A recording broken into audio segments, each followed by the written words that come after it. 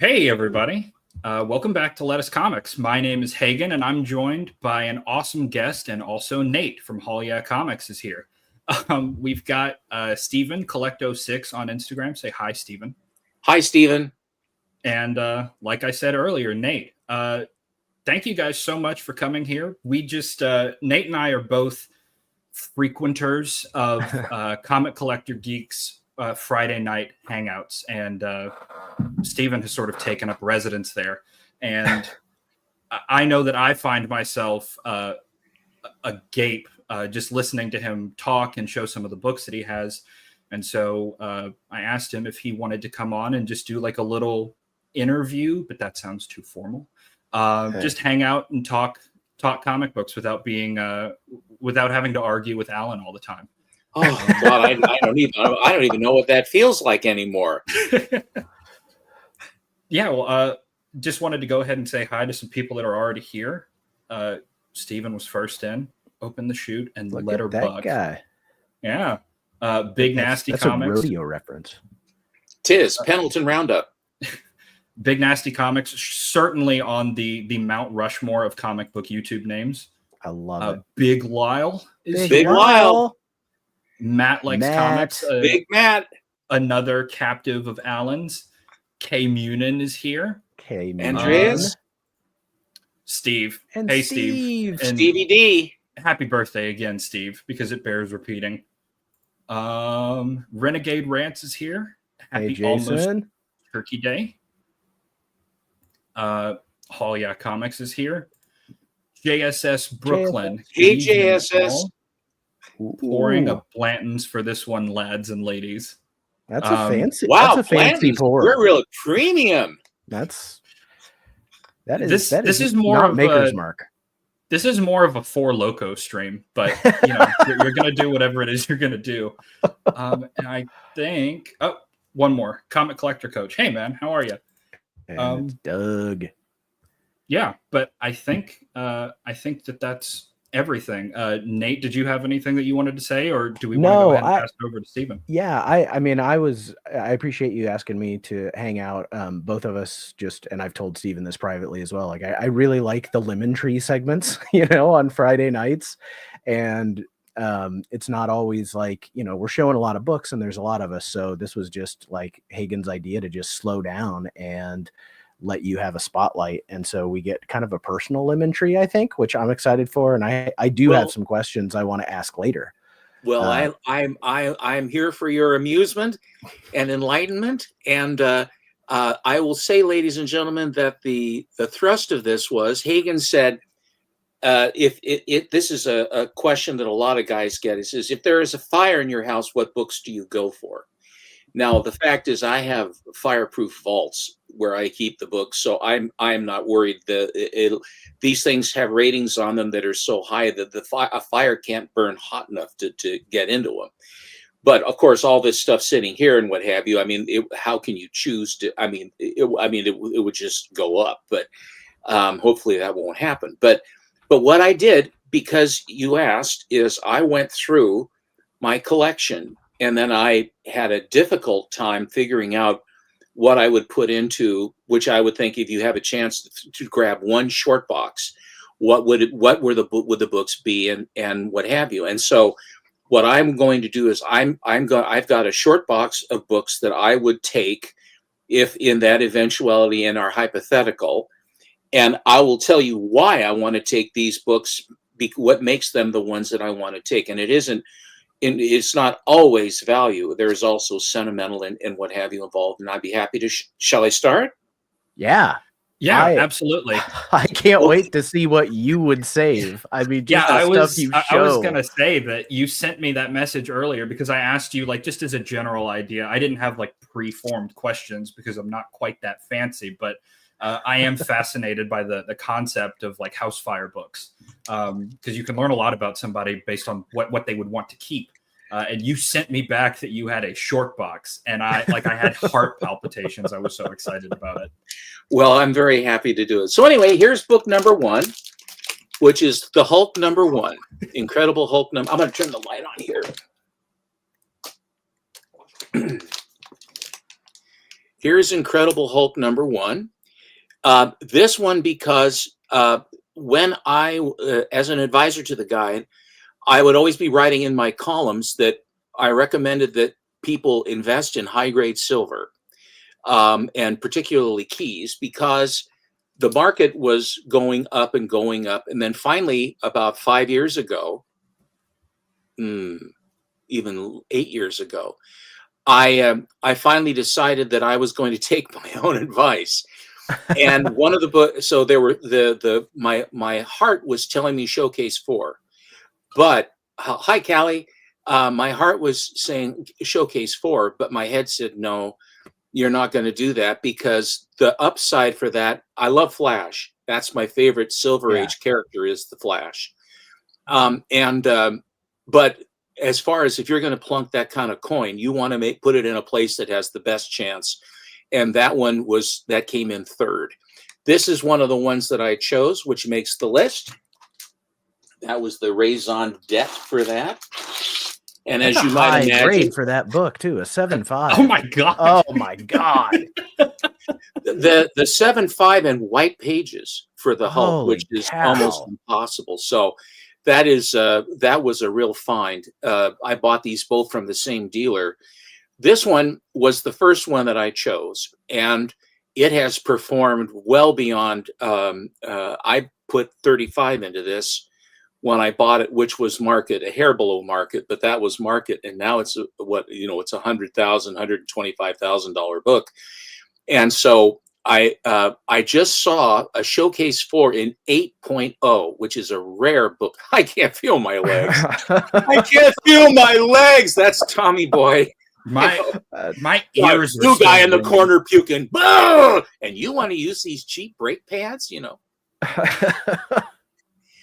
So, oh my god! oh my god! I use that line all the time. So this was the first one I chose, and the Hulk was the second one. So these are my two biggest, actually, in value. This one is the most valuable book in my collection. That's incredible. Hi, Mon. Hey, Brandon. One of my favorites. As you know, I'm a Good Girl art collector. Although you wouldn't really. I only have one Good Girl up in my Rogues Gallery right here, which is that beautiful Eisner Spirit. But one of the books that I have always really gone after is I do like Archie and I do like Carrie Lucy. In this particular iteration, though, it was all about being on Team Betty. And this is my copy of Archie Comics number 50 and an 8. Wow. That is something, man. And she is very pronounced on that. This is the best Good Girl cover in Archie. There isn't. Veronica has various and assorted, but Betty has the whole thing. This is a Montana cover. Bob Montana, but just, and this has been homaged innumerable times. For various. Dan Parent did it. Various and others have done it. I had Joe Linsner do one that I can't show you, and I have another one that Shane McCormick did, which I also can't show you. But nevertheless, but this was as far as for Archie Good Girl. That one was the one. Stephen, what year is that, Archie? Just out of curiosity. I think it's 1950. Excuse me, June 1951. Okay. June 1951. It's one of the highest, I think, if not the highest grade for that particular book. Rather risque for the early 50s. And that's the whole thing. Is that when you find something that is so, boy, oh boy, there it is. The minute you see it, you say, oh man, someone's come to town here. And there it was, Quick, Brandon did have a question. Yes. Was Archie's first appearance in Pep Comics, and Pep if yes, 22. do you own that one? I do not. Pep Comics 22. I do not own that. There you go. But the thing is, Archie at the time was in competition with all the MLJ, which is the company that started this, and it turned into Archie Comics because of the popularity of Archie, that spun off umpteen zillions of these teen comic books. And it was Archie that started it. But they had another character before that they called Wilbur. And Wilbur had a blonde and a noirette also. And he liked the blonde in this, but in the Archie series, the current one, I mean, Archie marries Betty and they have a child. So he finally chooses Betty Cooper was his girlfriend before Veronica came in the history of it. So where she's the all-American girl and smoking hot, and Veronica is the rich bitch who is the sultry siren. And of course they have Archie looks like a bunny. He's got these big buck teeth, and he wears 1930s golf clothes. Right. It's ridiculous. One real quick, Jughead wears S on his shirt, but Archie wears R for Riverdale. And so they always kind of go, why does Jughead wear an S on his shirt when they go to Riverdale? And so I was reading about Bob Montana just because I was trying to find out more about him when I sort of sink my tendrils in. And it develops that his high school was like Sagamore or some other S name for that. So he put the letter for his high school on Jughead. Very small. Yeah. So my absolute favorite title to begin with and characters were the Legion of Superheroes. And in 1960, when I moved in with my parents and we moved into a different house. I was 7 when we moved in. So we had previously lived in a house on the other side of the river near my grandparents' house that they had sort of finagled it so that my parents would be close by. But my father wanted to have a house that had a view. It was like a neighborhood. Dad wanted a house with a view. But anyway, so all the kids in the neighborhood collected adventure comics. And so I was unaware of it. I had not seen them. And then I fell in love with them because all the different costumes, all the different characters, all the different plot lines. And the thing was that John Forte, Forte, who was the artist, the characters in the early ones, they're actually quite rigid, the way that they're drawn. They are really quite rigid. But that's part of their charm. But the thing about it, like when Saturn Girl, when these people they would always have the tryouts where these people would come in with these dopey powers. And so you are you become the judge too. But Saturn Girl was incredibly rude and mean to them. Your powers suck. Get out. And you're just going, God, these people come, they're trying to be helpful, and she just craps all over them. And so that's Saturn Girl in a nutshell. And then Imra Ardeen is her name. But over the years, when I was a kid, I didn't even know about Adventure 247. I had no inkling. I thought that 300 was the first issue, and no one had a copy of 300. Everybody was looking. There were no comic shops, and there was none of this stuff. And so I finally did get a 300, a really nice one from basically it was a barn find, literally a barn find, the Malala barn find. But I finally, when I had sent in a first He-Man, and the first Black Adam, modern Black Adam, in to be graded from CGC. And I thought they were really nice, and it took forever for them to come back. This was quite some time ago. And then my guy called me. He says, "Hey, your books came in." I said, "Great." So I drove over, and they both came back 9.8. So I went, "Great." And the longer it took, I said, I guess I'm not going to get, I don't think I'm going to get a 9.8. I just said, I started second guessing myself. He's opening up the box and he's pulling other stuff out. And then this book was right in there. Oh my Lord. And Wow. This is the highest grade of this book I have ever held in my hand, and it has the best colors I have ever seen on this cover as well. That is gorgeous. Yeah, I mean the red on, is that Lightning Boy or Lightning Lad? It's Lightning Boy to begin with, but it is Lightning Lad. Garth Rands. He The changes. red on Sounds his like a vest. sounds like a glandular problem. Yeah, that's stunning. And I see that when I see that book, it's always a low grade and the colors are always absolutely terrible. You know, for some reason, this particular book I feel like is washed out a lot, and that is just beautiful, Stephen. It's full color on a cover that you never find in color. And if you look at the edge by Superboy, you'll notice there is a very slight discoloration, about 1/8 of an inch running down the spine. Now, or down the right edge, open edge. Now, that is from the printing process. Whatever chemicals and what have you they were using with the machines and what have you when they were printing them. It's the same general time frame of Action 252, which is the first Supergirl. And those covers have the exact same situation. They have the same consideration. I have no idea what it was, or if it was the paper lot that they had, or the die lots that they had, or the machines had been serviced and there was something on the printing, or whatever it is.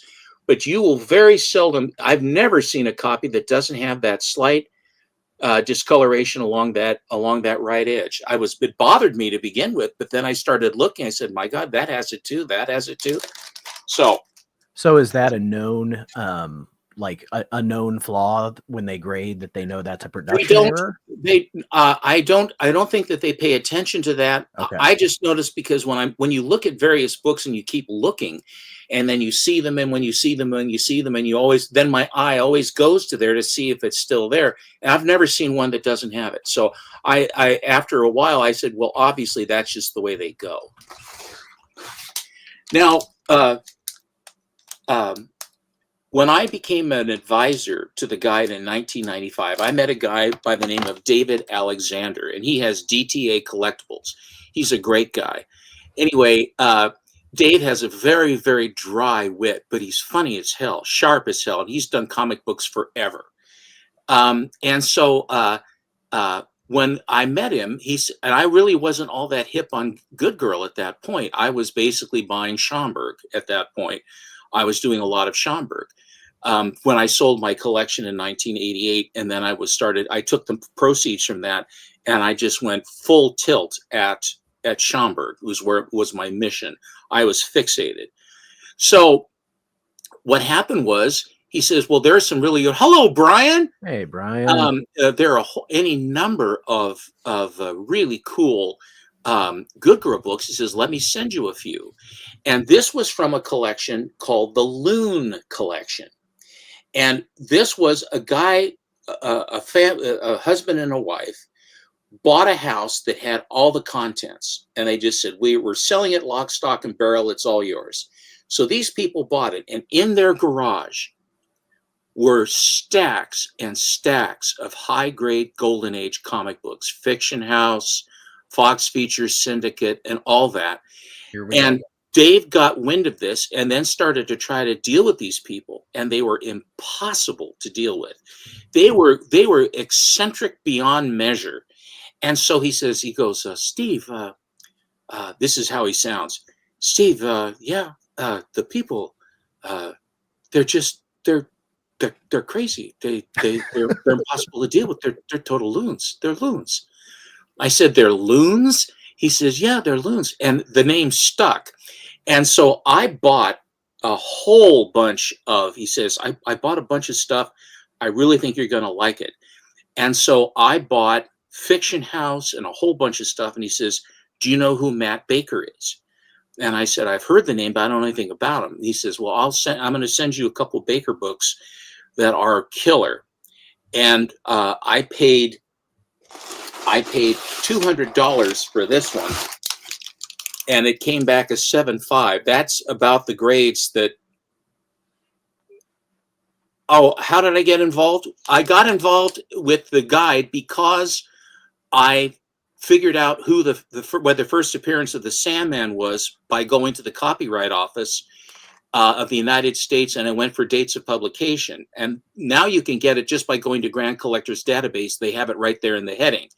But back when I was doing this, back in 91 or 2, there was none of this stuff. And so I had to do this by telephone, and I had to write letters, and then I had to send money and let the check had to clear. And then they would find, then I had to wait my turn for these guys to go into the stacks and find this stuff out. And I proved incontrovertibly that Fair 39 was the first appearance of the Sandman. And so they said, by virtue of that, they said, we're going to invite you. They invited me to become an advisor to the guide, and they called me a Golden Age specialist. I don't know what that is, but that's what they called me. And so I showed up, and I met a whole bunch of really great guys.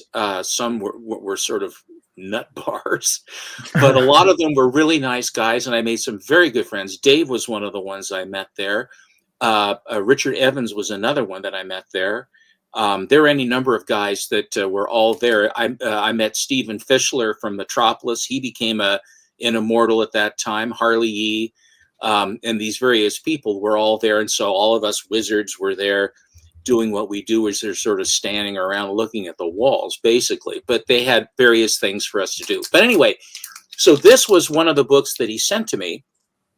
And I said, oh, my God, I think that is just awesome. And so I've had this book for, I mean, since 96, maybe 96, thereabouts. So then but this book is one of the best Matt Baker covers. This was the other one that I got at the same time, and this is Seven Seas #4, which is the shark cover. That's very cool. And so these two books, and this is not only that because they are exemplars of the Matt Baker form of art, and they show it absolutely. I mean, this is quintessential Matt Baker. When he does work for St. John, a lot of times they have multiple panel covers, and you don't get the full image as you might on, some of them there were, but most of them, you get one in the middle, and then you get 3 along the side or 4 along the side, which cuts into the size. And then you have the trade dress up on top. So you get a lot of pictures, and you can say, oh, this is in this issue. What's in this issue? This is in the issue. This is in the issue. But these two, they're just out there in the open and beautiful. She looks like Gene Tierney. If you know old movies, she looks just like Gene Tierney, The Ghost and Mrs. Muir with Rex Harrison, if you've ever seen that one. And Rex Harrison is if you remember that story, The Ghost and Mrs. Muir, where she buys Gull Cottage and he's haunting it. And he knocked the pilot light out for his gas oven or gas heater, and he asphyxiated. And they said that he committed suicide, and he says, I didn't commit suicide. I'm still here because I didn't commit suicide. This is my house. Get out. And she said, I won't. You can't bully me. You big bully. You will not bully me. She's this widow gal or spinster. And the next thing you know, then he disappears, and then she's disrobing, and then this sepulchral voice comes in. Don't hide your figure, dear. You're quite lovely, and all this stuff. Oh! Anyway, so that's that. Oh, by the way, nickel for every time somebody's told me that. Did you have a nice figure? Don't hide your figure, dear. Don't hide your figure. Don't hide your figure, girl. Here's the commander. This guy's got some sort of a gut problem, and needs something to harness his schlong in his gut. The women Don't dig we it. all? No. There you go. Here you go. The commander and the girl. Feel better. Last longer. Look younger. That is very risque for the golden age. Hey, Stephen, can I ask, did you get those books when you purchased them? Were they raw and you had them graded? Oh, they were raw. They were raw. Yeah, everything was raw. All of the books were raw. It was a matter of slapping back at that point. If you had a big book, then what you would do is you would automatically go to have the book preserved and conserved and protected. And so you would send it to a restorer because these books were old and they wanted to make sure there was nothing where the book was going to fall apart. Enlightened self-interest to protect your, first of all, your investment, but also that you're protecting something of antiquity, of great value to the comic marketplace. And now, of course, they give you the purple label of death because people wanted to preserve and protect the books. And there were some people who would sell books that had been restored that were not slabbed, but that were restored, and they would not tell you, and that was fraud. And so, or if they say, I didn't know or whatever, but the fact was that then the knock went on it because they said the only people who restore books, the reason they restore books is to push the grade, get more money, and screw the people over and then represent it as a regular book and unrestored. But that's not what was happening on these bigger books. There were people in the hobby that did that, and they were schleps. But what they've done is they've tarred the very logical process of protecting valuable old books so they don't turn to dust. And the thing about it is, if you look at the census on these big books, you'll see that a half, if not more, are all restored in those big, because that's what you did. That's what you would do with the books. I mean, you can't damn them. That book was cleaned. Yes, it was. Well, then it's restored now. You get the purple label of death. You've lost half your value. Well, I think that eventually the market will react to this, but there are still people of my acquaintance who equate restored books with people trying to take advantage of people. But how can you take advantage of, if there's a meeting of the minds, no one's being taken advantage of? You started that by saying that around that time, this is what you did, like before you slabbed it, or maybe you didn't say before you slab it. When you say around that time, what time are you talking about? I'm talking about the mid 90s. Okay. When slabbing started, when the CGC started, Steve Borak was there. Steve's a good guy. And he started CBCS, and I have some CBCS books that when he was there as well, because Steve is a stand-up guy and he grades accurately, and he's just a stand-up guy, great guy. So what happened was that once this process, people would actually doctor books with paint and little things like that, and they'd fiddle with them a little bit to push the grade. And that would happen. And that's cheese that they would do that, but it was done. Comic books are quite common. And that's it. So the wrong people find them and the wrong people get them, but they're crafty enough to know that there is a value on some of these and that this would be done.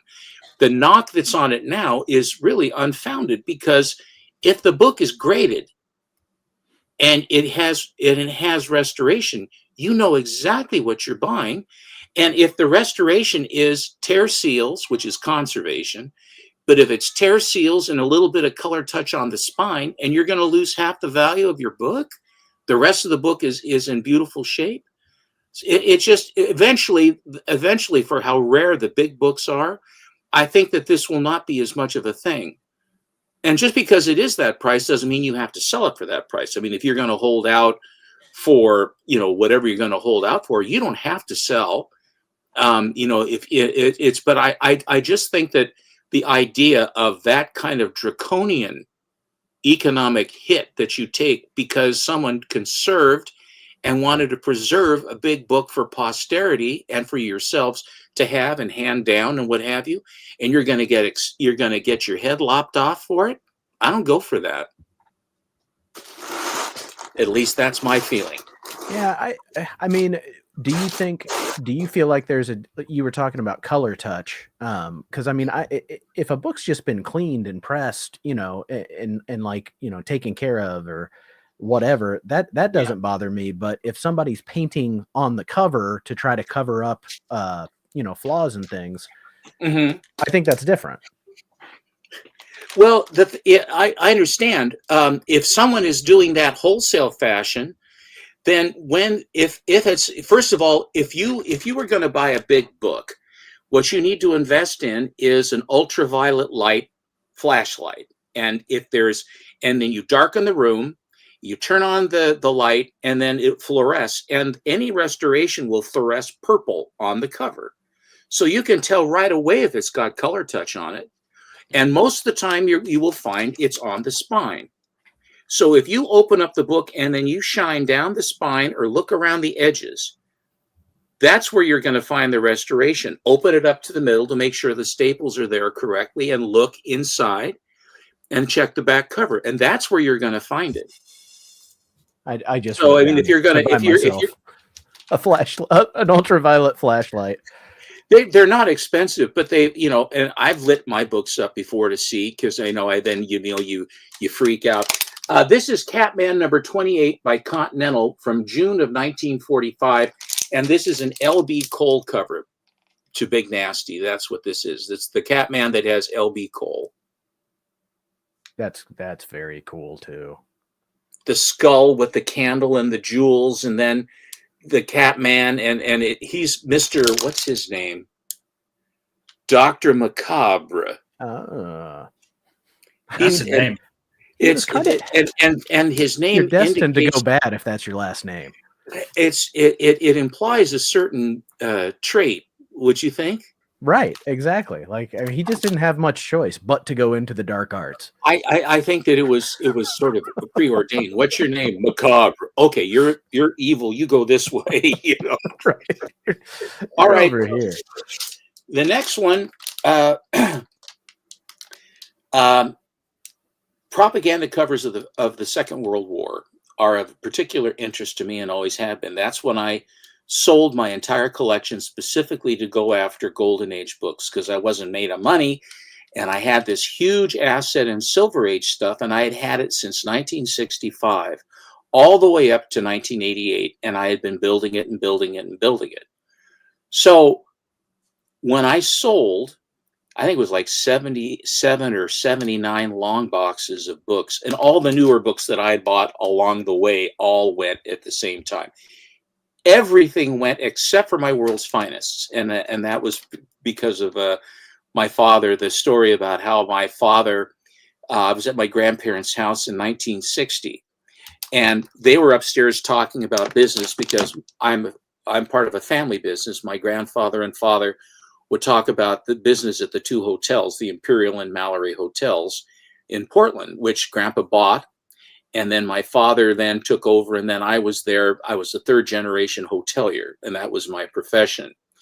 So my grandfather before that was an attorney, and before that he was a very, very entrepreneurial. My grandfather was. I wrote a book about him and his story of what he did in World War I and all that other stuff. And there it is. Actually, there is the book. Really quickly, because I'm going to write that down. Yeah, this was Stephen. I saw Mike from Lunch Money Comics when he came to visit you, that you had given him a copy of this book. I'll send Hagen. I'll send you a copy. I'll sign one and send it to you. Oh, please do. I'd love that. I will send it to you if you like history. I think I'd asked you once before. It's so good. Like, you know, Stephen goes into his grandfather's life before he becomes a World War I ambulance driver. But the stuff, there it is. The stuff about Camp Crane, Stephen, where you had is it a newspaper or something that he wrote to the newspaper? The Oregonian, our local newspaper. Grandpa wrote a letter to our paper that printed his experiences while he was at the camp at the time before he was sent overseas. I mean, the actual historical documents that you found for a family member and this particular time period, it's really well done. But World War I is not, we know so much about World War II. I feel like World War I is overshadowed a lot, and this is something I didn't know anything about. But Stephen was kind enough to give me this. It's actually my father's Christmas present this year. He signed it to him, so I'm excited to pass that along. The crucible of the First War, but I don't have time for that now. But I will. When I like something, I'm a student of history. If it's the history of comics, if it's the history of coins, if it's the history of military arms, if it's the history of whatever it is, that understanding where stuff goes or how stuff goes or what happened, what are the, for example, this is the next book I'm showing. Here is the war going on. This is Exciting Comics number 39. This is the candy bar cover. And this is basically Schomburg, again, brilliant. I mean, he conceived of this cover and made it his book. I mean, they would let him print this. I mean, set up editorially, they would let him do this. But here are these Germans injecting poison into candy bars. And looking through the window, you see this smiling Nazi handing these little waifs, starving, barefoot, poisoned candy bars with a smile on his face. It's absolutely heinous. And the Black Terror and Tim are in the process. Tim has an M1. His name is Tim Roland, and he never goes by anything but Tim. How did they figure out my name was Tim? Because that's what they only call you. That is great. Schomburg had real trouble, and any artist does, drawing a completely black costume. So all of these little white lines and accent lines that he did, it just took forever for him to draw the Black Terror, which has one of the coolest costumes there is. I was going to say, I really like the Black Terror's costume. This is this book. And I said, I wonder where he got the idea for that. And then it just hit me, because the GIs would always give kids candy bars. They'd give the kids Hershey bars and things like that. So what Schomburg did is he basically took that and made it a weapon for the Nazis to use against children. Alex Schomburg. That's trying to get a link to Stephen's book off Amazon. Keep going. Okay. I used to sell them on Amazon, and then it's out of stock. Well, it's in stock here, Hagen. I have some boxes of them. I actually went with when I built the book, because there was an outfit here that says, we want to publish your book. You get this all the time. Everybody has a story. Publish your book. Right.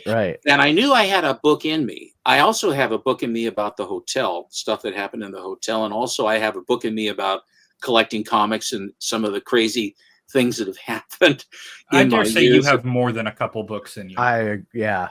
Oh, thank you. But the thing was that in looking at the stuff that was going on as far as to make a book, you could have it print on demand and paperback, and I didn't want that. Nate can tell you that I went with offset press, and I used the highest quality paper I could get. And I found all these pictures of my grandfather in the camp and after the war and before the war and all the stuff. His father was an upholsterer. My grandfather ended up being a multi-millionaire, founder of the Feast, very smart man, right from the jump, hardworking. And what started it was that I was looking for his victory medal, because Parade magazine in 1983 or whatever it was, my mother pointed out that a lot of the GIs, the guys from World War I, never collected their victory medals from the government. But in order to do that, you had to prove where they were and what they did. And I had none of that. There was nothing. All I had was a dog tag and his discharge paper.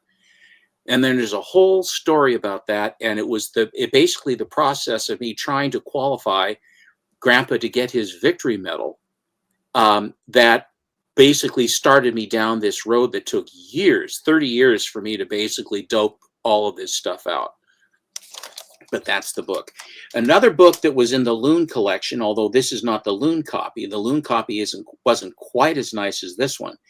But when I was writing for the comic book marketplace for Gemstone Publishing, which was Mr. Jeppy, who bought out Bob Overstreet the year that I became an advisor, Mr. Jeppy spent the money and made nothing on it. He didn't make a dime on it, about writing about comics. And I was supposed to be one of these feature article writers once in a while in rotation with 4 or 5 other guys. but the other guys just didn't seem to have much interest, and I had a hell of a lot of interest, so I started sending in articles. One of the books that I wrote about was the Loon book, this one, and it's a Fiction House book, and is my favorite Fiction House book, and it's Fight Comics number 35. And the copy that I had, probably for the Loon copy, was probably, I would say, was at least an 8.5 or probably a 9. But then a guy had this 9.4 at the time, which is the highest graded copy of this book. And it's Betty Page looking gal. Yes. Page boy. You've got the leering Japanese guys down here going to pull her off a lanai and have their way with her. And inside are the two airmen from the crashed aircraft across the lagoon. One with a Thompson, and probably the other guy's got a 45, and they're going to come out. They're going to solve the problem for these Japs.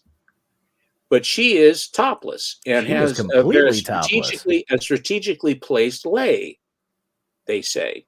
And that is with the flower in her hair, which indicates that she has a flower in her hair. And so when I bought this from this guy at auction on eBay, I said, I wrote an article about this book. I actually put that book on the map. And the guy said, and the reason I went after that book was because of you.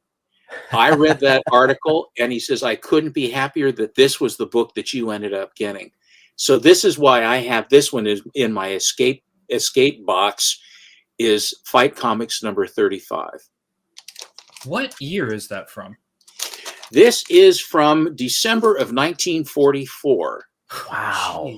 Which would be approximately the time of the Battle of the Bulge, which is what I always do. I always use World War II. I know the war. I studied the war. When I grew up as a kid, World War II was omnipresent. Yeah. I was born in 53. So when we were swinging the swing sets, when you in a swing set, you get so far, you don't want to get too far out. And then you bail out of the swing, right? And it was always bombs away over Tokyo. That's what you would always say, or Geronimo. But it was always bombs away over Tokyo. Everybody was saying bombs away over Tokyo. And so we all read about it. And a lot of my parents' friends and acquaintances were all in the war. So it was all around us. And so we learned an awful lot about World War II. And it was the crucible, other than the First War. And I made a study of the First War, of course, because of Grandpa and the Spanish flu and all the other stuff that went on. So one of the books that was that really started me on the study and history of comic books was when I purchased a copy of Fair 39. And when I bought it from the vendor, he said that there was some conjecture, but could not be proved, that this was the first appearance of the Sandman, who is actually right here in a bubble, right there on the cover. And Superman is a blonde. The only time he appears is a blonde. And this is from when the fair opened in 1939. And so what I did, I started doing research, and about that time the Gerber Photojournal came out, and the Gerber Photojournal was meticulously constructed by Ernie Gerber and his wife Mary. And what they ended up doing was that they ended up he traveled all over the world to get the best possible images of books for his periodical, the Gerber Photojournal of Comics. And in the process, he basically found that the best collection that he had was that there were a lot of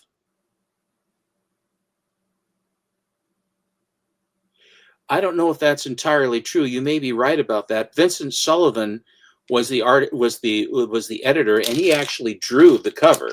He was a little bit pretty much. Vince Sullivan was an artist himself. The little kid, the 30s looking kid, for the kind of comics they would have back then.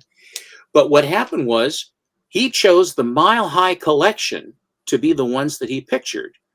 And there is no collection as comprehensive as important in regards to the grading of comics and comics than the Mile High collection. It changed everything. And so Edgar Church was so meticulous, he would go to the same newsstand. And so they would put the dates on the books, and you could see when the book would actually be delivered to the newsstand.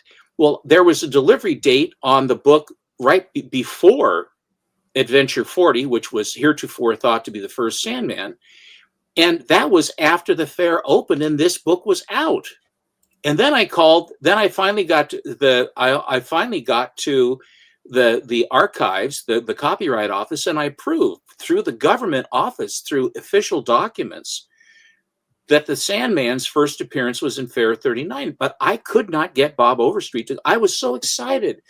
I had found something out. I was going to be able to help the history. And all I was met with was nothing but, well, he was a Southern guy. He says, Steve, I think Adventure 40 has to be first. And I said, well, Bob, how can it be first? The fair opened in June and the Adventure 40 didn't come out till like late July. And it worked out 42 calendar days. It was after the almost, 42 a month and change, a month and a half, that this was out first. He says, well, the story is not. I said, Bob, it doesn't matter if it's written as prior. The stories, that could be in a desk for 50 years. It wasn't the first that was available to the public. So when I went back east to Timonium, Maryland to become an advisor, Mr. Jeppy put us on a bus to go down to New York City for a Sotheby's comic book auction. And I got to sit right behind. He took us out to dinner. Jeppy did. He took us out, really nice dinner, steaks, drinks, everything. It just red carpet all the way. Really, really fun. I'll never forget it.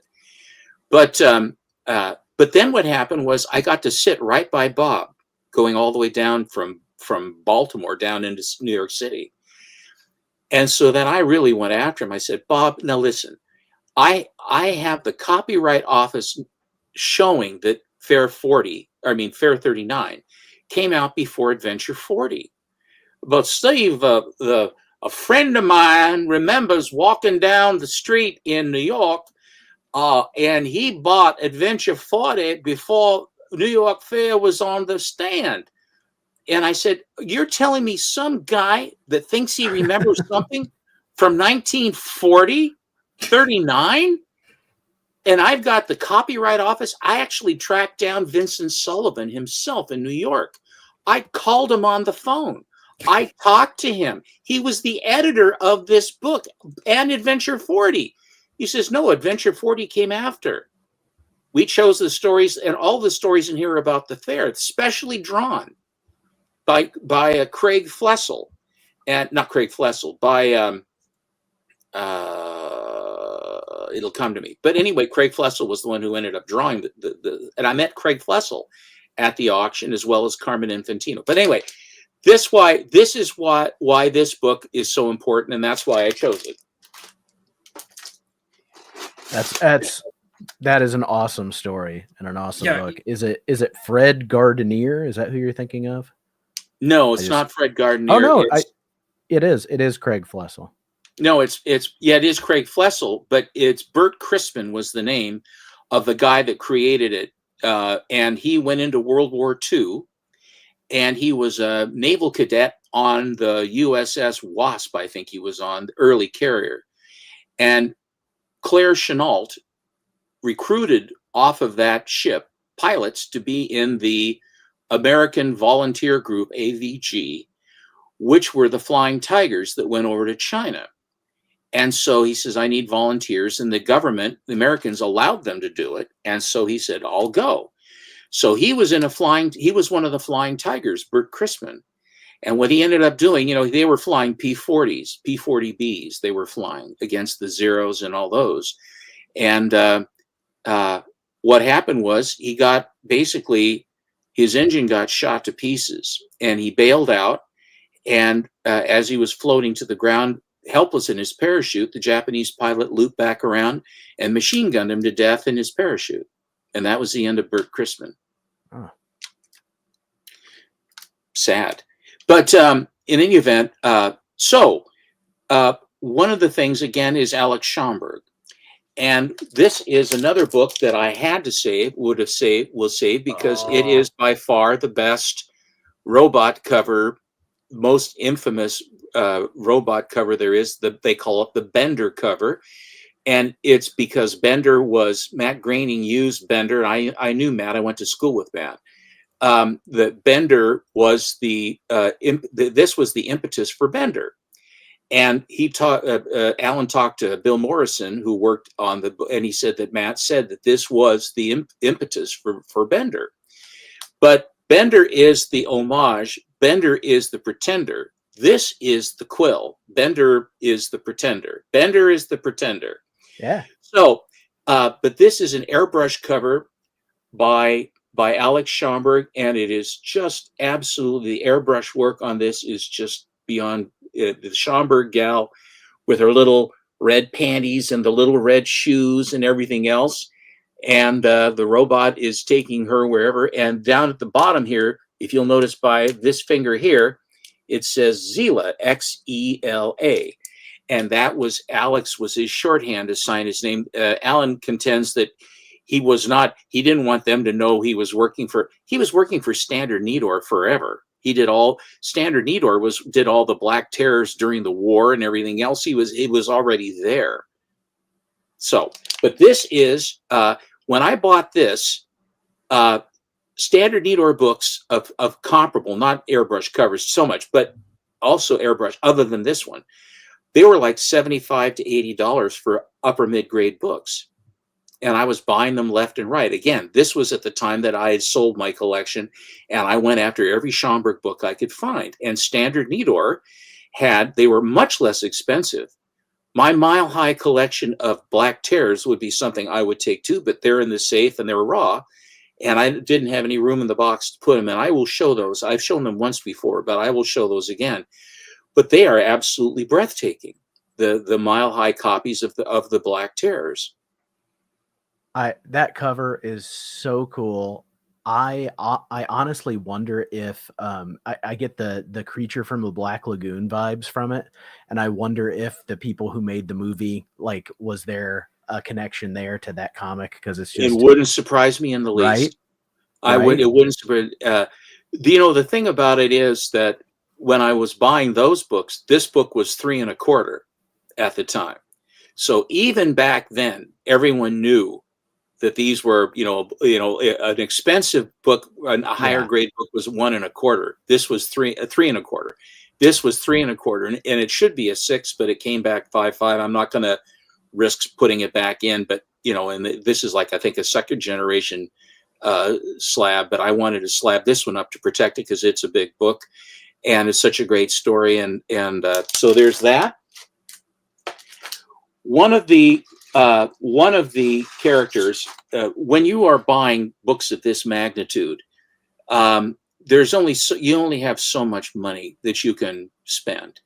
And I wanted to buy books that in the golden age, and I had a bunch of Schomburgs, but I wanted to, DC Comics, to me, I had a lot of Timelies. I just showed a box of Timelies here a little while ago. I just showed my box of Timelies. Yeah. And I have more. I have all of those are in a box. That would also be a good box to take. But these are the ones. I don't have my Captain Americas in here either. And there's some Captain Americas. The Holocaust cover would have been in here too, but I just didn't. I mean, I didn't want to tear everything apart for you, Hagen. I tore a bunch of stuff apart for you, but well, this isn't going to be the last time that we do this. I can tell you that right now. We could be doing this on Skype for no one, and I would be having just as good of a time. Oh, you're very kind. I hope that everybody out there, and it seems like everybody is just like thoroughly enjoying this. There was a message just a while ago from Comic Collector Coach. Yeah, that was good. Like I don't this one. I'm not sure if I'm learning more about comics or World War II. I'm listening mouth agape regardless. Like that's You're very genuinely how I feel right now. Like I'm upset that I'm talking right now because this is time that you could be talking. Well, you're very kind. Thank you. So I decided that on the DC that I was going to dedicate. I was going to focus my collecting at a character that I really, really loved, and it's Batman. Now, I love Superman too. The early Superman is really cool. He was not as super, and he was a much more interesting character when he wasn't absolutely omniscient. Because he would get pissed off at somebody, take him up to the top of the building and throw him out the window. He's dead, And he goes, "That's that. I did it." And now he's Casper Potatoes, He's mashed potatoes. I will rehabilitate him. Screw that. Throw that clown out the window. Well, there's a guy named Batman who does the same thing. And Batman, the thing about Batman was that Batman would get the hell beat out of him, and then he would come back and then beat the hell out of the villain. But Batman could be beat. Batman was human, and he was great. But he was not omnipotent, and he was smart as hell, and he was motivated, and his parents dying, and the whole shtick was great. So I said, okay, it's going to be Batman. So the very first Batman that I bought is this one here. It's Batman #4, and this is in the list here because it's the first Golden Age Batman that I ever bought. And I bought it from a friend, and it was like a Promise Collection thing where there was Jim and John, what is the name? Jim and John, that's not on here. Jim and John Lake. And they went to war, but they both came back. And they had collected books together, and they all were in a vault. And a buddy of mine found out about it, and they said, "Will we trust you to take these and get them slabbed and sell them for us? We'll give you a cut." So all the very best books that were from their collection, this was the Batman. They had a Batman 1. They had several other really cool books. It was not a huge collection, but all of it was high grade. All the pages are very white pages, very nice. And so I bought this. I think for what was it, $1,800, $2,000, something like that. And he got screwed on the grade because this is a far nicer book than a 6. But nevertheless, this was my first Batman, and great story, and a classic cover. And so then the color on that is amazing. Yeah, it's really a beautiful book. And so then after that, then I went online and I bought an 8.0 copy of Batman 5 that had a big timestamp right in the moon on the cover. So then my LCS got this one in, and so I traded that one in, and then I got this 8.5. This is the highest grade of my Golden Age Batmans. Is this 8.5? My Lord. My eyes are watering. I'm completely speechless. Is he? What's Batman wrestling with? Is this like now? What Batman has here is he's very Solomon-like because he is weighing these criminals and finding them wanting in the balance, if you will. Okay. You see the metaphor? Yeah. And he doesn't have his bat symbol on his chest, which everybody always talks about. This is the first issue that has the Batmobile, the true Batmobile. And it has a great shot of Robin, hands on his hips, ready to go. Robin was far more a stud early on, and he had a sling. So he would have like ball bearings. And he had this sling where he'd have this sling like this, and he never missed. And Batman would be in trouble, and he'd let the thing, and then the art would show. They would have Z, I, and then G, all the way along, and it would go in like it would hit a guy right in the eye, and then he like this, then Batman would pop up and then beat the hell out of him. But Robin had a sling, and so all of those things. Matt Atkinson, God love you. And so what happens is that there are this one just the grade was just so nice. Now you'll notice the horns on Batman are somewhat short here, and this was the size of the cowl ears for the logo that they standardize on. Also, there are several things. You'll notice that there is a big moon in the background. That was a Jerry Robinson device. He came up with that. And I think that he came up with Robin, and he also helped come up with the Joker.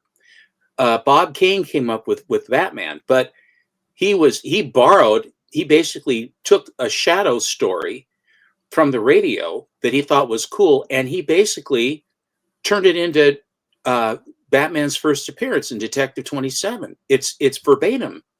He copied the Shadow. So that's how he started.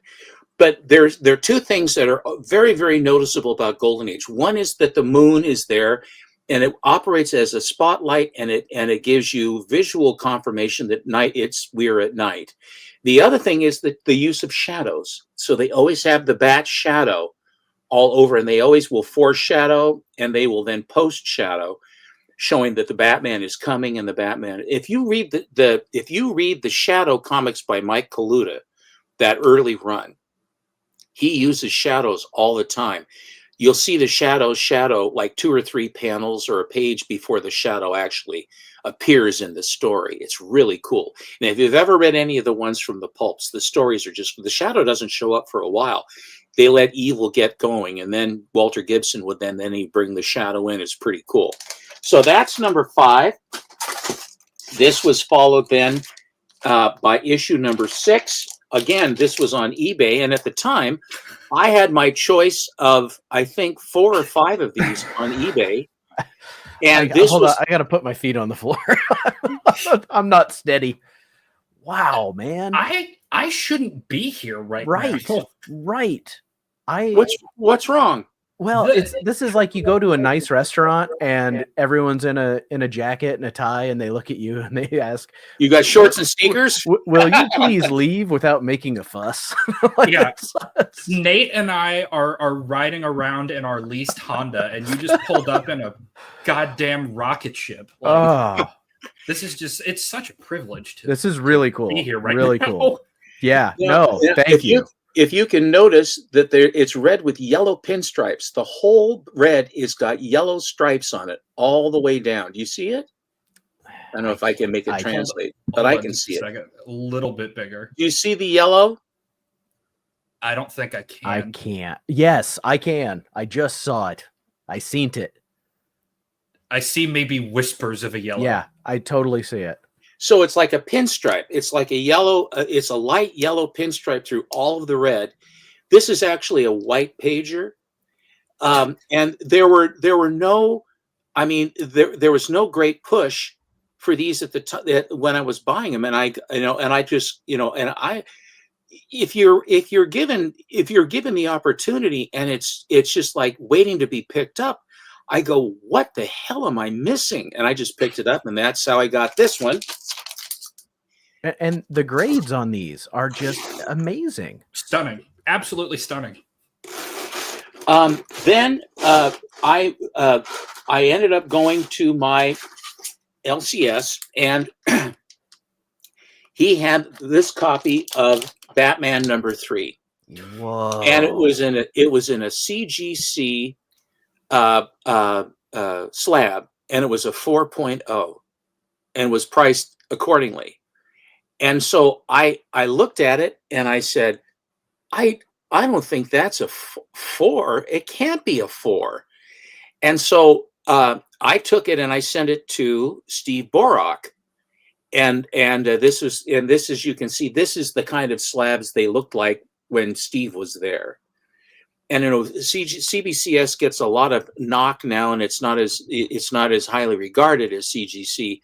At the time that I got these, got this one in particular, that was basically as good as CGC, if not better, because Steve left CGC. He was the main guy from CGC. So anyway, I sent it in to him, and it got a 6.0. And the story on this book, if you look at the spine, okay, you'll notice the spine has about 1/8 of an inch of white along the spine. Right. This is another one of those ones that when this book was printed, for whatever reason, the guy running the machine or just the way it was, the way the cover came out, every single copy has that white stripe on it. Every single one of them. And so that's just one of the idiosyncrasies of this book. And so then when I sent it away and it came back a 6, Yeah. my buddy sent a book in that was, I think, was a 6, and he thought he'd get a 7 or an 8, and he came back a 6. So he was going, "Damn, how come you got that?" I said, "I don't know." So then that's how I got you that originally had that as a 4, and it came back a 6. Is that what you Yes, said? sir. Do you happen to know offhand what like the value jump is in that? Well, it's pretty good from a 4 to a 6. It's probably, I would say, close to double anyway. Wow. Close to. It depends on the how exponentially it goes. It also depends upon how desirable the book is. It isn't cut and dried. It also it depends upon the book too. But a half a grade or a full grade in some books is huge money. Those 7 C's in particular, those are huge. So then I was trying to get more of the ones from the 1 through 10 of Batman. And one of the covers that is unbelievably hard to find and find nice is Batman number 7. And this is from, we still haven't gone into the war yet. This is from October, November of 1941, which meant that it would have been months before Pearl Harbor. But this is the Bullseye cover, and I had to slug it out at auction to get this one. Oh, this is also a white pager. That's incredible. And one of the interesting things, of course, it gives the characters front and center, the winning team. They have them front and center, but it's interesting that they have a purple bat with kind of grayish blue Batman. They chose that rather than to tie in. I mean, it's a very odd, it's the only trade dress early on that is like that, and I just love it. But again, this is a white pager, and I had to fight it. I slug it out at auction to get this. So this was more expensive generally, but there was competition for this to buy this one. And I have one other one that was the same situation, and that was for this book, which is the playing card cover, and this is a Fred Ray cover. I believe it's Fred Ray. Yes, Fred Ray. Fred Ray did a lot of Superman covers, really classic. Fred Ray did a lot of great covers for DC. But this is, I think, the first Joker cover in Batman. That is both the last two. I love the design of the bullseye on number 7. And then this one with all those playing cards behind. And how appropriate, the Joker. I mean, it's an obvious play. These are off-white pages on this one, but this is, and as I said, this is pre-World War II. No, excuse me. This is June, July of 42, which would have been about April of 42, which meant that Pearl Harbor was still a burning wreck, a shambles at this point, and the entire West Coast was wide open for invasion if the Japs thought they could come and make it happen, but the supply chain was too long. They couldn't do it. One of the things, though, that did occur at Oregon was the only state that was fired on. Hawaii was a territory at the time, and so it wasn't a state. But Oregon, a Japanese submarine surfaced right out between Seaside and Astoria and opened up and firing on Fort Stevens. And they had these retractable carriage coast guns, huge cannon. And that fort had been built during the Civil War to stop, because when Oregon came in, it was when slave and free, okay? 1859, we came into the Union. And that is the motto of our state is the Union. And it was supposed to be. But then everybody, a while in the 70s, said, well, the Union is too bellicose. You shouldn't say the Union. And I'm thinking, why the hell not? We're part of the Union. And they always had Union Boulevard on all these streets. We'd always, in any city, Union Avenue was a usual thing. Our Union turned into Martin Luther King Boulevard. But like the Union doesn't mean anything. Well, but the fact was that we came in free.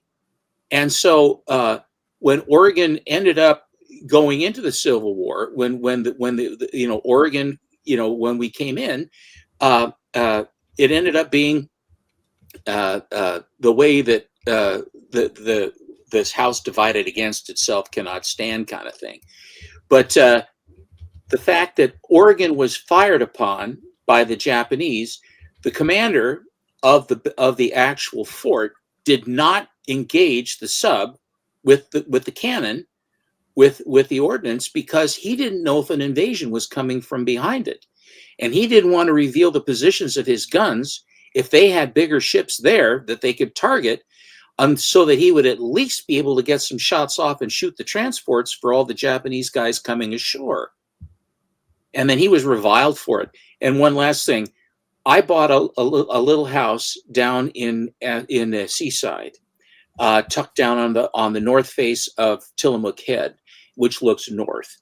And on the other side of Tillamook Head is Cannon Beach, that has Haystack Rock. If you've never heard of Haystack Rock, very Reggie Upsnoot town. Seaside is more carny, and I like the carny thing about it, I have to say. So what happened was the woman whose house it was that I bought, 3 people owned it. One of the women, I think it was her uncle, was one of the servicemen in the fort when they were firing. And he was so freaked out from being shelled that he climbed a tree and wouldn't come down for 3 days.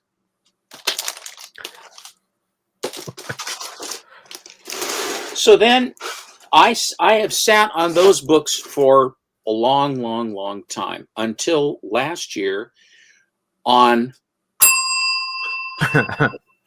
I looked and I couldn't believe my eyes, but here was a copy of Batman #1. And this book was so beautiful that I said it has A3. There are 3 levels of restoration, A, B, and C. A is professional, B is semi-professional, and C is amateur. And in each C is for crayon. and there are 5 gradations in each letter level, 1 through 5. The lower the level, the less restoration. And so what I did was this is A3, which has tear seals, some color touch, etc.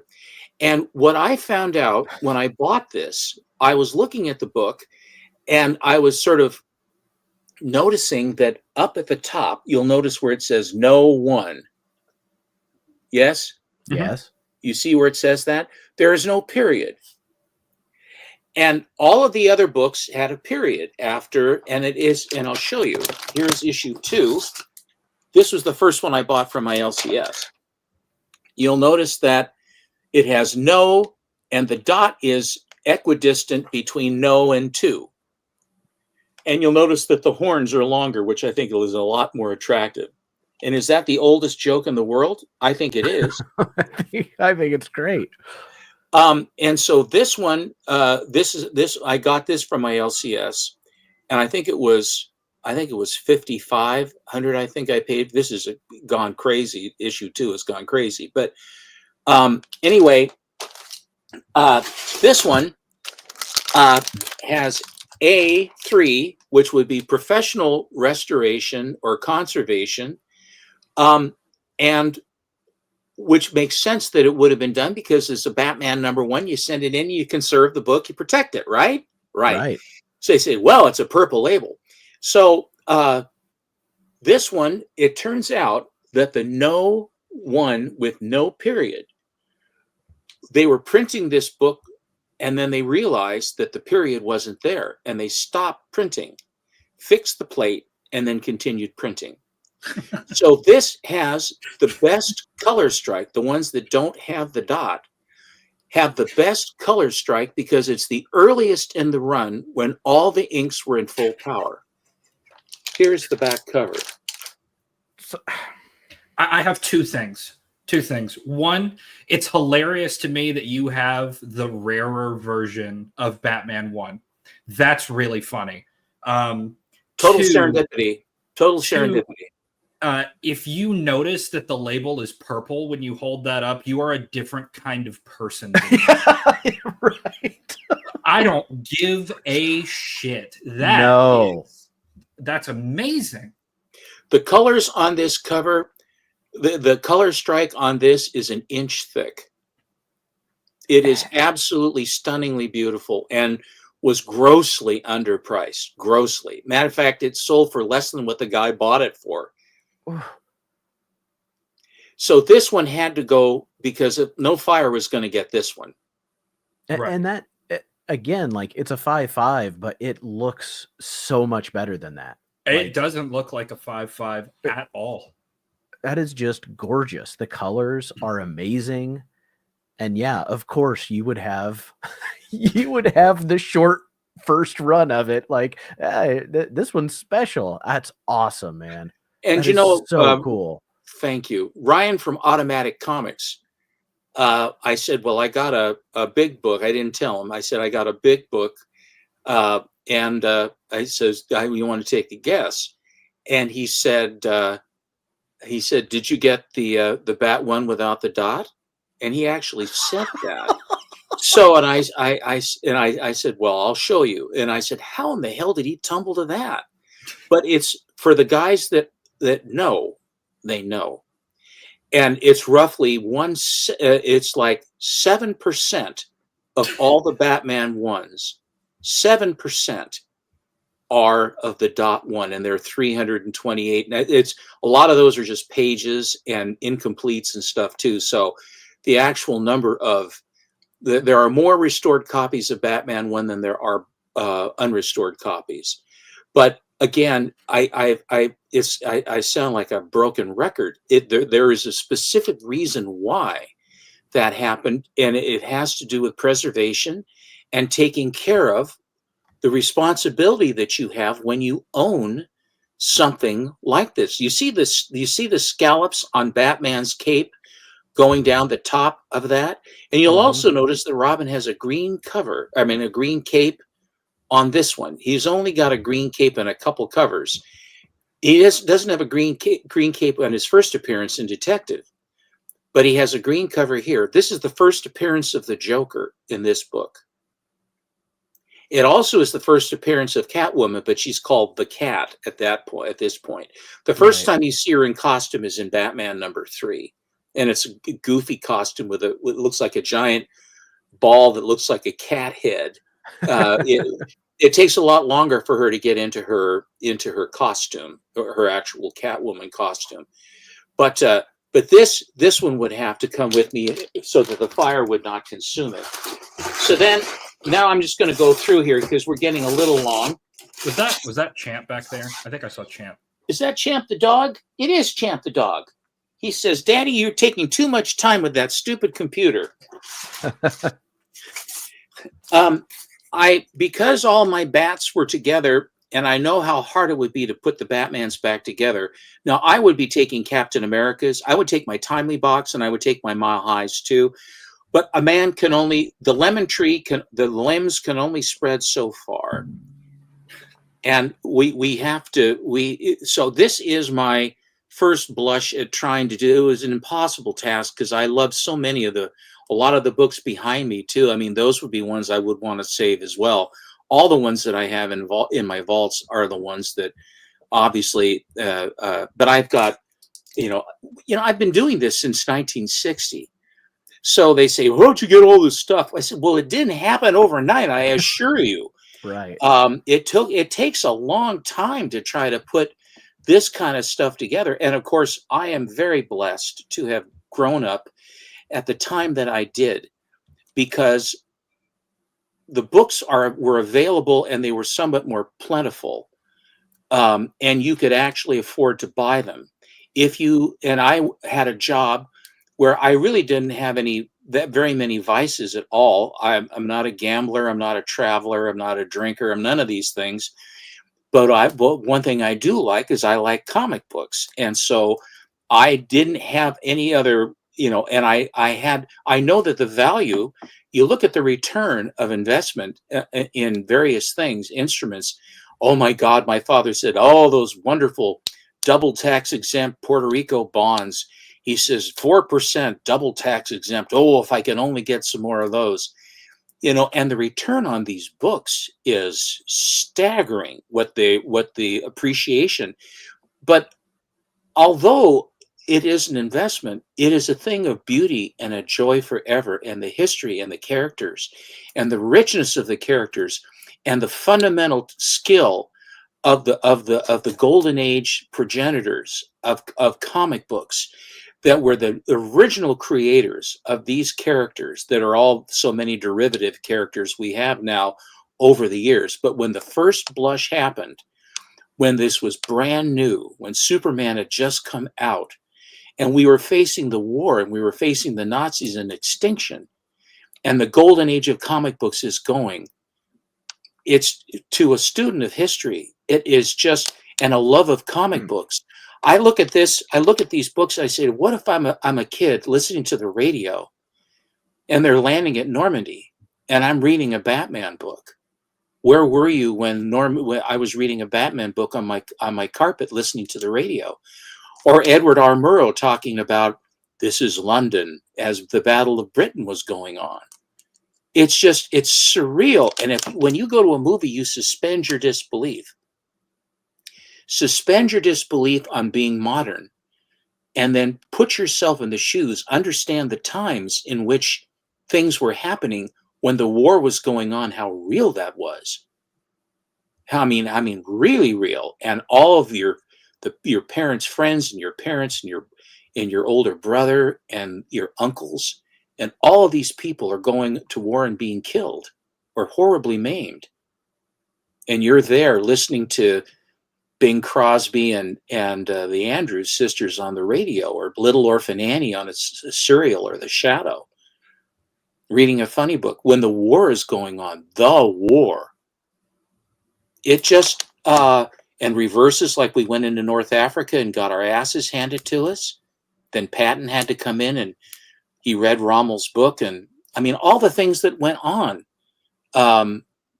It's just if you have an appreciation of history and understand that, and then focus that mindset as you read these things, to me it's humbling, number one, but it is surreal, and to me it's an amazing thing. It still thrills me to be able to reflect on that when I read these. Here's another Batman that I got, which is just a great Joker cover.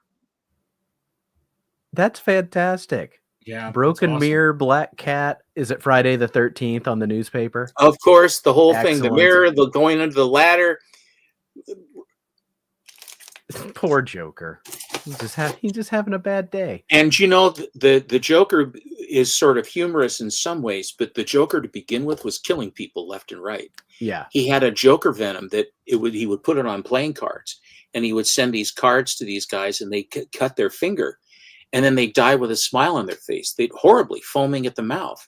He killed people left and right all the time. He was really evil. Yeah. I mean, evil. And then he would beat people up without laughing the whole time. And then Batman would get beat up because the Joker was no pushover. He was crazed. And then Batman would take him on, and then he'd beat the shit out of him. And you're going, how cathartic is that? There's one story where Robin has been hurt, and Batman is coming to get him. And some guy is getting, get away from him, and he's got a gun. He puts 3 slugs into Batman, and it doesn't stop him. I mean, Batman's got 3 slugs in his chest, missed his heart, and then he just creams the guy, and then bleeding, carries Robin to a doctor. Robin comes to, and then the doctor sees Batman, and then he basically saves Batman's life, digging the slugs out of his chest. That's the way the Golden Age functioned. Oh, yeah. Golden Age was they were not afraid to have murder left and right. This one is this is from June of 1943, and I'll go quick. This is from June of 1943. As an advisor to the guide, early on, I would get calls from people here in Portland saying, "Are you the Steve Gentner in the Price Guide?" I said, "Yes, I am." And they said, "We have older books that we want to see about selling. Could you help us decide a value or thing?" I said, "I'd be happy to." So I take the Price Guide with me, and they would show me their books, and then I would I said, now I would tell how the grades work, and then I would say, now if you look at this price here in the guide, you can see if it was perfect, it would be this much, and if it's just completely horrible, it would be this worth. This book is somewhere in between, and I think this is like upper middle class or lower middle grade or whatever.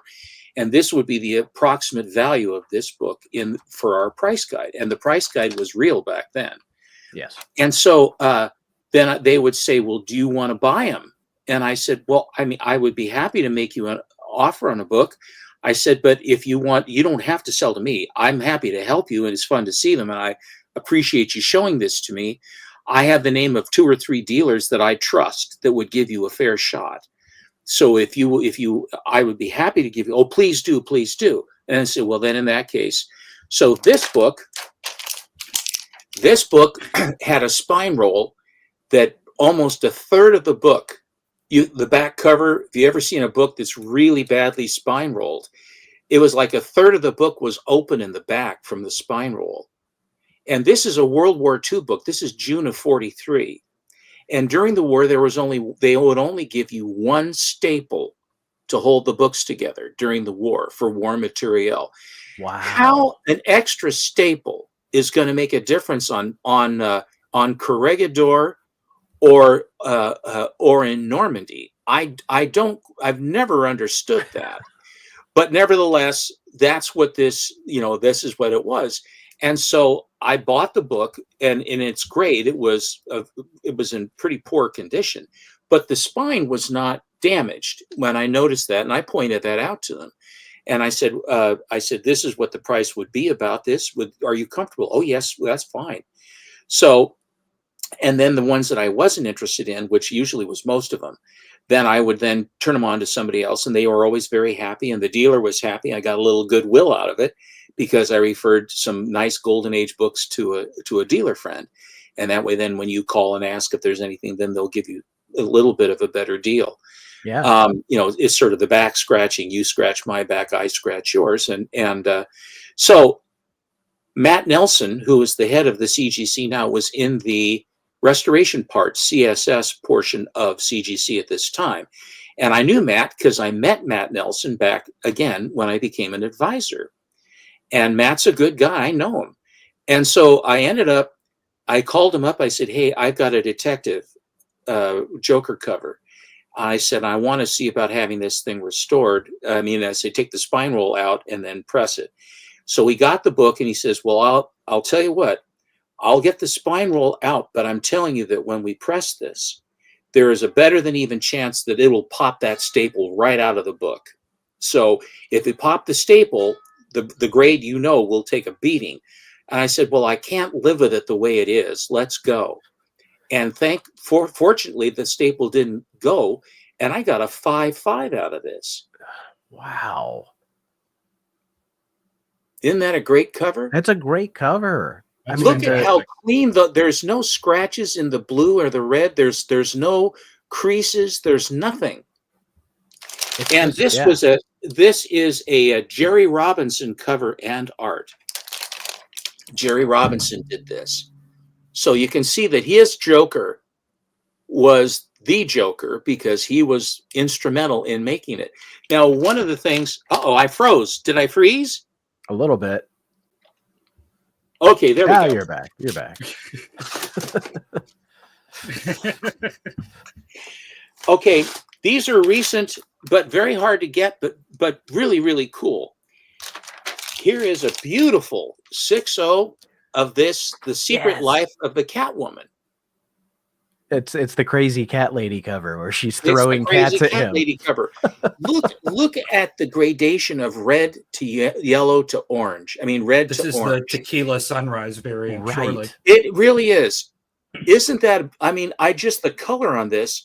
This is like a $3,500 to $4,000 book, and sometimes when you're collecting, people, I noticed this book.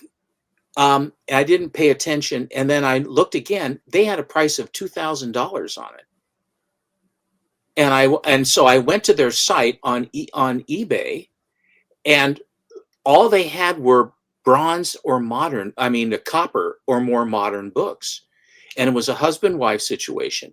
And I didn't try to hornswoggle them down. I said, "I'll pay your price." They were very appreciative. So I got this for $1,400 under market. Whoa. And it's got off-white pages as well. It's a gorgeous copy. I mean, it's again a 6.0. Now, and this is the cover on this is by an artist that did him for a long time. His name is Win Mortimer, another one of the artists that did Batman. And you'll notice he did a lot of Superman books too. But you look at Batman as he sits, and this is his take on it. Great. So on eBay, again, I was listening to, I watched. Oh my God, he brought me a toy to play. Of course he did. Oh man, champ.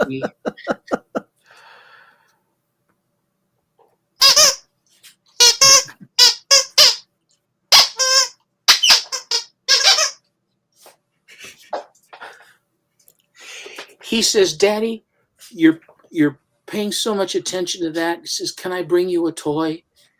I've had a time when I've been on here, and I look down. I've got 4 toys down here. He says, "Daddy, do you like this toy? Do you like this toy?" It just makes me want to cry.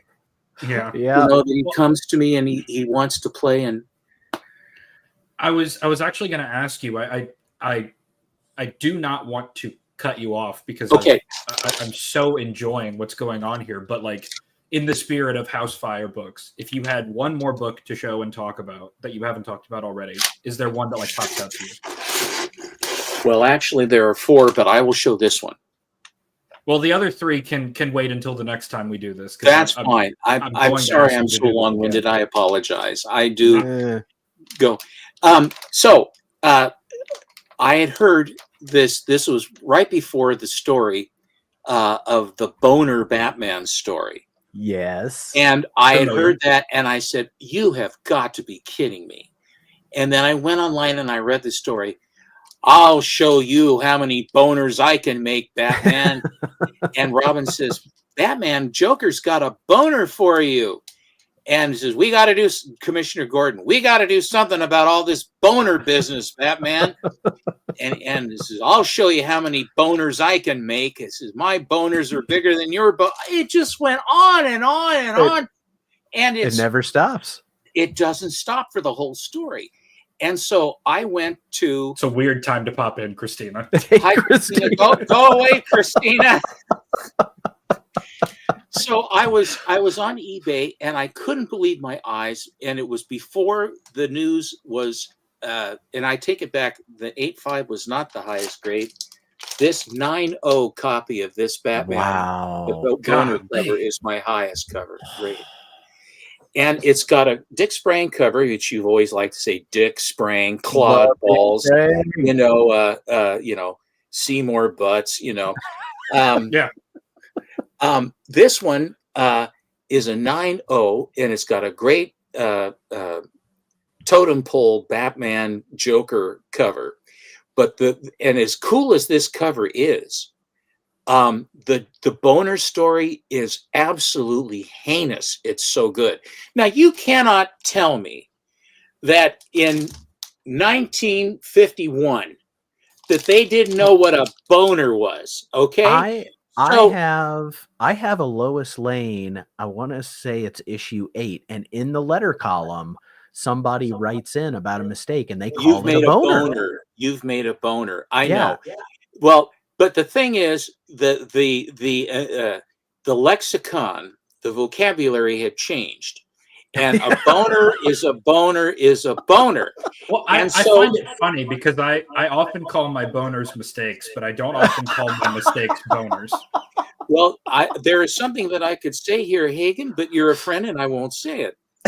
So, but the idea that the writers and the artists and the editors and the publisher and the printer and the code, and there was no code because it's 51, so Right. we didn't have the code in this. They said, let's go with it. And so they must have laughed their ass off at that. So this is my highest grade Batman, is my Batman collection, my Golden Age Batman collection. This would be you would consider 51 Atomic Age from when the bomb dropped in 45 up to about 52, I think 53. You could call that Atomic Age. 54, I always call that 53. It also 52, 3, and 4 are all pre-code because the code came in September of 1954.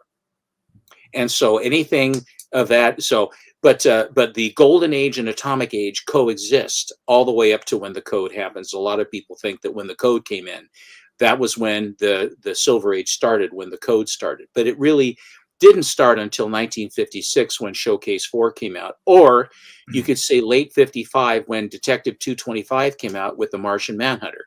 The Martian Manhunter predates the Flash and is the first original Silver Age superhero. Original, because the other ones are all, the Flash came back, Legacies, everybody's Green Lantern came back, all these, the Atom came back, Hawkman came back, they all came back.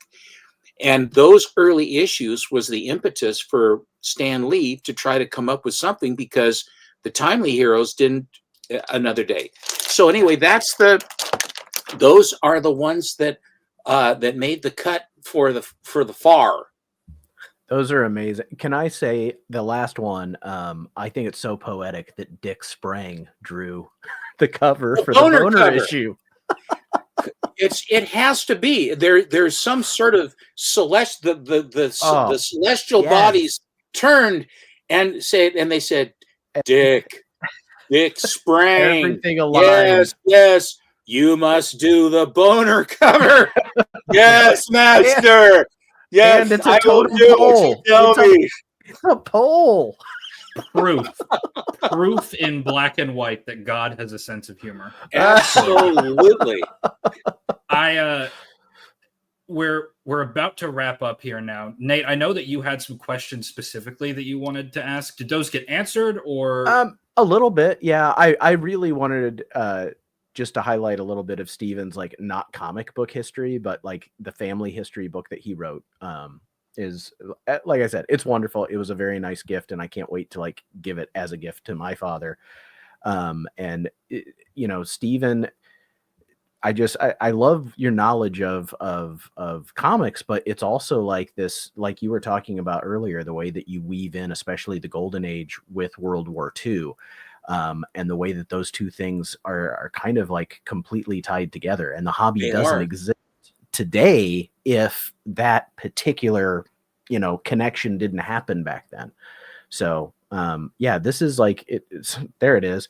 Christina says this is an education. Yeah, it is. And that's why we were really excited to just sit and let you talk. Like, absolutely. This is not like us trying to show off books, or even so much as having you show off books, just having you talk about what you know about. And it's really interesting. So I love the Lemon Tree, man. And I want to do this again. You're very kind. I will just say that the times in which they came, the pressure and the tension and all of the things, the music. So when I do my posts, I did a post on the Hulk #4, because I put together the first 6, and I just did one recently, and it was from 1962. And on the day that the book arrived on the stands, John F. Kennedy, President Kennedy, went before the American people and said that we had a major crisis with weapons being put into Cuba to threaten the United States. And that became the Cuban Missile Crisis, where they were going to put nukes on Cuba. And I was at the time in '62, I was 9. And, and actually at the time this came out, I was 8, but it scared the hell out of us. One last thing before I go. I said I went to my father because of this, and they had fallout shelters, various places. There was one on the street in front of our parents' driveway. There was we were on a hill, and they had this sort of a wall, and then there was an air raid fallout shelter underneath the road, and it's a locked thing. They would have to come out and unlock it for you, but there was water and food and a bunch of other radios and stuff in there. Because if in case of a nuclear attack, like I don't think they really had an understanding of what was. If you ever watch the films of Hiroshima or Nagasaki, it isn't going to matter if you're in a fallout shelter or not. If you survive it, you're dead anyway. So I'm scared. I go to my father. He's reading the journal, my Oregon Journal. That's what my grandfather sold. I delivered the journal too, and they went out of business. The Oregonian is still sort of going, but not really. Well, anyhow, he's reading the evening paper, and I said, Dad, the nuclear bombs, are they going to bomb Portland? And there's this pause, and he folds the paper down. He says, well, Stephen, you don't have to worry about them bombing Portland because they want the port intact. They won't do that. But what they will do is this. They'll drop a couple of nukes between us and the coast. And because the rain, the water, and the wind all blows in from the west into the city, all they're going to do is have the fallout come in and kill us all, and they'll be able to take the port intact. So don't worry about that. Then he lifted the paper up and kept reading. And I'm like this. Oh my God. I said, really, Dad? He says, Carol, what's for dinner?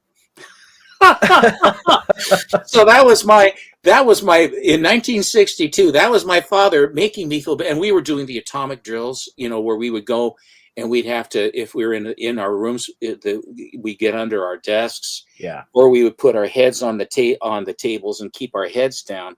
And they would wash these the desktops with like Comet, but they called it Babo. This stuff it's like Comet, but it's Babo. So they put Babo on the tabletops and they'd wash them off. So you put your face down there and you sweat, and all of the caustic from that, and your eyes are burning and stuff. Then they put us into these rooms into these hallways from one of the newer wings from our school that were all reinforced concrete. So that if there was, the building would be blown down, but this building, we're all in doorways and stuff. And they did these all the time. I mean, they had them like every week or so, we'd have to do the atomic bomb drills.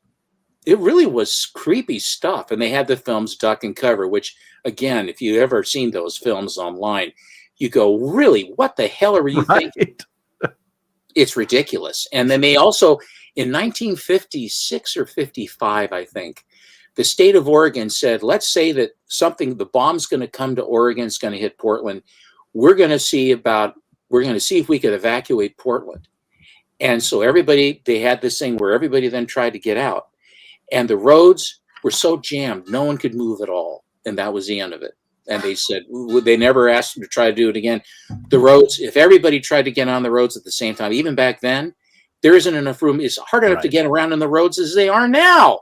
Yeah. Can you imagine if everybody decided to go on the road at the same time? They just said, well, that's it. We're done. If that's what happens, we're done. I appreciate you giving me a chance to talk. I very much enjoyed, and I just want to say this to the crew.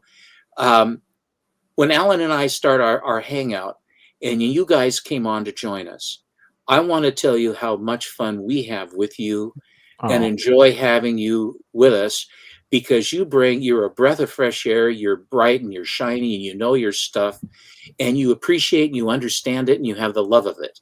There are some people that collect don't have the love of it. You guys do. And it shows in how your affection for them. You have the same affection that I do and Alan has, and you do too. And your joy in having things like the Ferret and seeing goofy books and stuff like that is so much fun. It really is. And I just say that both Alan, but I appreciate you guys for your voices and what you bring to it. And it's my pleasure to be here with you tonight. One of my favorite things in the world is meeting people that are smarter than me or kinder than me or more experienced than me wiser than me, because I'm not forced to talk and to contribute that. I get to absorb and take parts of those people and make them my own. I used to be a teacher, but I'm still very much a fan of learning. And so I get that feeling when I get to hang out with you guys. So the feeling is mutual. Thank you. And yeah, absolutely. Yep. I love the Fridays. I loved this, and I want to do this again. Absolutely. Do either of you guys have anything coming up that you want to shout out or plug or?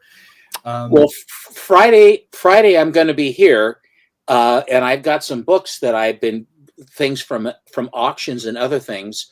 I ordered a couple of Ji-Hoon Lee exclusives, one of Poison Ivy and one of Catwoman, I think 5 months ago. They said this is when it will be produced, and you can have it raw, or you can have it slabbed at a 9.8, or you can have it slabbed as a 9.8 with Ji-Hoon Lee's remark on it and signed, if you wish. So I said, "Oh, I like that." So I went for the full. I went for the full meal deal, as you might imagine. Full Monty, yeah, yeah. I went for the full Monty, and they just arrived today. They just arrived today. The Poison Ivy and the Catwoman arrived today, and I will be able to show that. And I will also be showing my signed Xena cover on Friday. Cool. Very cool. So that's just part of what I'll be showing on Friday. But Monday I will not. I will be at the coast. We're heading down after Thanksgiving to go to the coast, and then kick back and get back to nature and enjoy the ocean and the ionic force of sea air and what have you, which is so healthy. Very cool. I probably won't be on Friday. It's just a busy time. Actually, as soon as we get off here, I've got to go prep my bird for tomorrow. I beg your pardon? Spatchcock all the way. So just don't make a boner when you do that. I know it. As we always say around my house at Thanksgiving, it's not truly Thanksgiving until someone hangs the turkey neck out the front of their pants. That's how you know the party's happening. I'll tell you, you are a refined group. I'm here to tell you. We are classy. And on Tuesday, I am going to do a live stream, and either of you is welcome to stop by and jump on. I'm just doing like open mic night again and saying bring your favorite artist, bring a artist that you want to talk about. I can't. I have to dig him up. Well, not the real person, but a couple of books. Okay. I just want to, again, like this, like just having a conversation is kind of what I'm trying to do a little bit more of, rather than just show books. And because like you said, I love books and I love the things about them. So I want to talk about them. And then, I see what Matt said. Hagen. Yeah, I'm double streaming it on Tuesday. I'm going to be on Matt Likes Comics stream. No idea what I'm going to show off yet. I might pull out my Hulk one. It's in a 9.6 though, so I don't know if I want to upstage Steven like that. Listen, baby, if you got it, flaunt it. Like right. Producers, you got to flaunt it, baby, flaunt it. I'm gonna have to commit some virulent form of fraud in order to get one of those. But yeah, so I will be on Matt Likes Comics stream on Tuesday. I'm also gonna be doing Hall Yeah Comics stream. My teaser for that is I'm bringing Alex Ross. To let the cat out of the bag on that. My next video is probably going to be about the 5 stupidest books that I have in my collection, and they're all different kinds of stupid. So I'm really excited to make that. And Steven, next time you come on, I have a feeling that Nate and I are probably going to have some special requests for you. Okay. This was very much about like learning about what you would bring to the table, but I'm going to be greedy and ask you to bring some stuff next time. So let me know. If I have it, I'll be happy to show it. Absolutely. Cool. Everybody in chat, thank you guys for hanging out. We had a bunch of people hanging out with us tonight. Very very involved. I know that we were all happy to sit here and listen to this sermon beneath the lemon tree. But we will see you guys all again soon in our various and different forms. Until then, I hope you guys have a happy Thanksgiving. Remember to like, comment, subscribe to Hollyat Comics, me if you want to, and follow Collecto6 on Instagram. He posts a bunch of cool stuff. And we will see you guys in the next one. Thank you so much. Right. Good night. Thanks, everybody. Good night. Happy Thanksgiving. Happy Thanksgiving.